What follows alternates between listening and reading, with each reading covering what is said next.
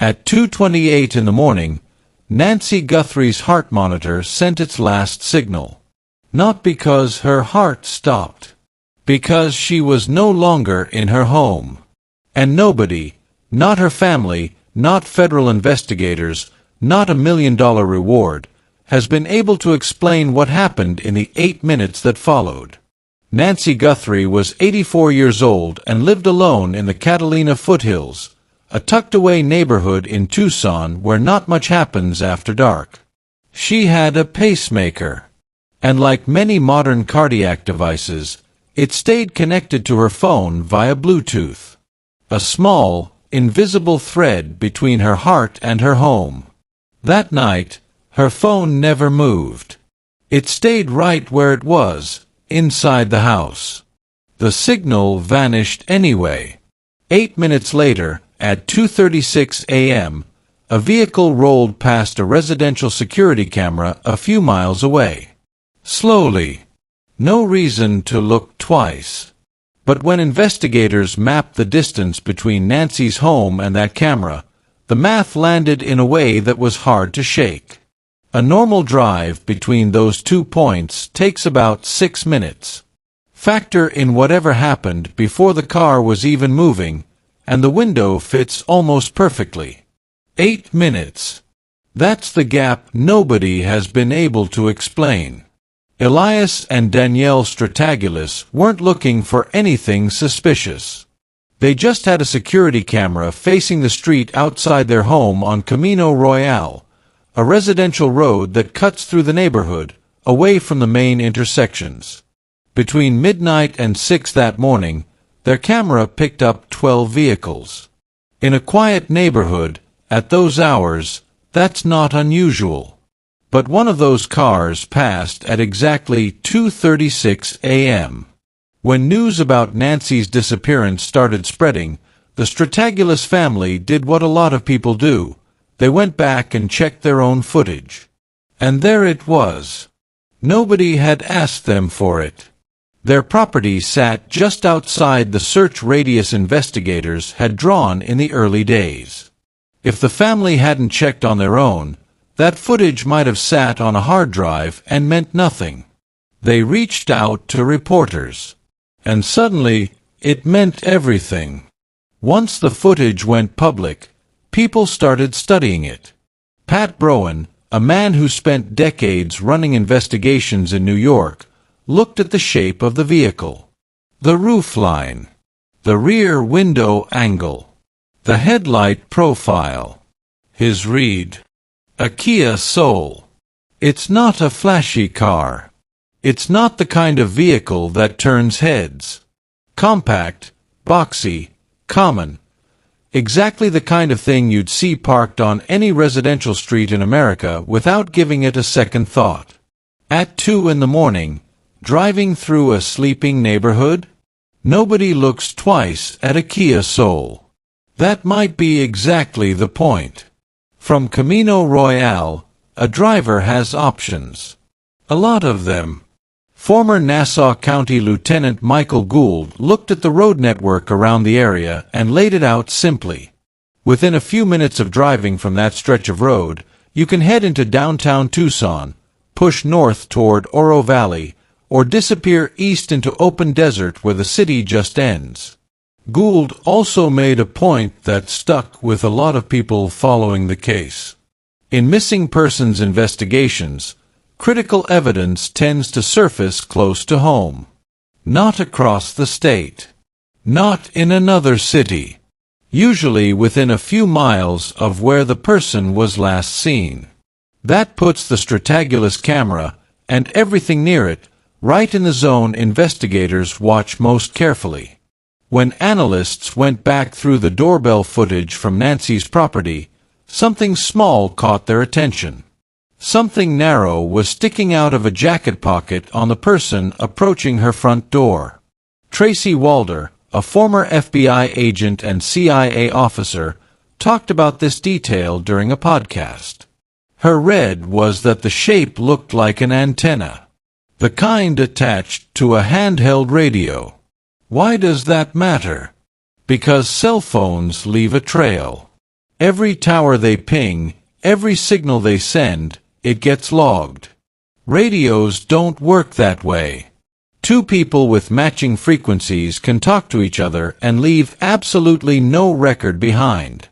If someone wanted to coordinate with another person nearby without any of it showing up in a data pull later, a handheld radio is exactly how you do it. Heather Barnhart, a digital forensic specialist, explains something that sounds simple but carries serious weight in a case like this. Your phone talks constantly, even when you're not using it. It checks in with nearby towers, refreshes apps, syncs data. That activity creates a pattern. And when that pattern suddenly goes silent for hours at a stretch, investigators notice. Barnhart pointed to the Brian Kohberger case as an example of how phone silence became one of the most telling details in the entire timeline.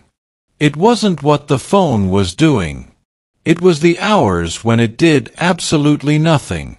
A device that goes dark at exactly the right moment tells its own story. Forensic scientist Dr. Valentine spoke about what investigators look for once they're inside a home. Most people think fingerprints, maybe DNA. But she walked through the quieter details, the ones that are easy to overlook but nearly impossible to explain away. Fibers from clothing. A single hair in a room where it has no business being. Trace materials that don't belong to anyone who lives there. These are the things that can place someone inside a room even when no one saw them enter.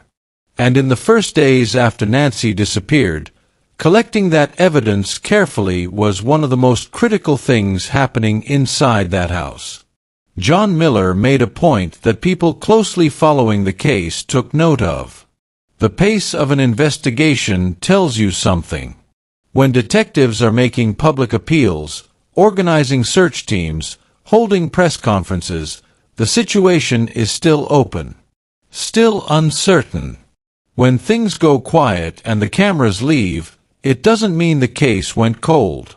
It usually means investigators have something solid and they're working it carefully, away from the spotlight.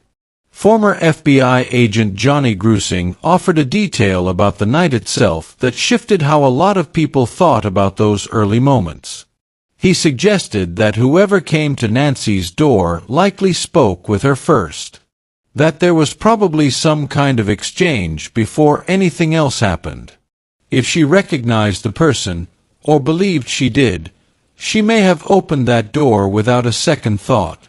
That changes the picture entirely. A few names have surfaced repeatedly throughout the investigation. Dominic Evans spoke to reporters from the New York Times and denied any involvement in what happened. Tommaso Cioni was the person who drove Nancy home earlier that evening. His wife, Annie Cioni, cooperated with investigators in the early days of the search. Authorities examined vehicles and property connected to the family, standard procedure in a case like this, but not a detail the public missed. Nancy's family didn't go quiet and wait.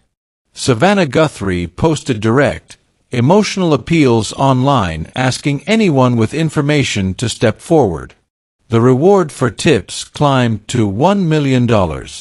Cameron Cioni recorded a video, not a formal statement, but a personal, direct message aimed at whoever might know something. The kind of message you make when you're out of other options. Thousands of tips came in. Investigators are still working through them. Brian Enton has been on this story from the start, reporting from Tucson as it developed. He documented the shift that happens in long investigations, the point where the search helicopters land for the last time, the K-9 units load up and drive away, and the street goes back to looking like nothing ever happened. To outsiders, that looks like a case going cold. Enton pushed back on that. The quiet phase, he noted, is often where the real work lives, where every frame of footage gets matched against every timestamp, every phone record gets pulled against every location, Every tip gets cross-referenced until something lines up. The neighborhood looks normal again. The investigation hasn't stopped. The case is still open. Thousands of hours of footage. Phone records. Digital data still being layered against timelines and locations. Tips still being sorted and checked. Somewhere inside all of that is an answer. What happened at 2:28 a.m. when Nancy's pacemaker signal cut out? What was in that pocket? Where did that car go after it passed the camera on Camino Royale? And what happened during those 8 minutes? The gap between the last signal from her heart and the first sign of a vehicle moving through the dark. That's the question this investigation keeps returning to.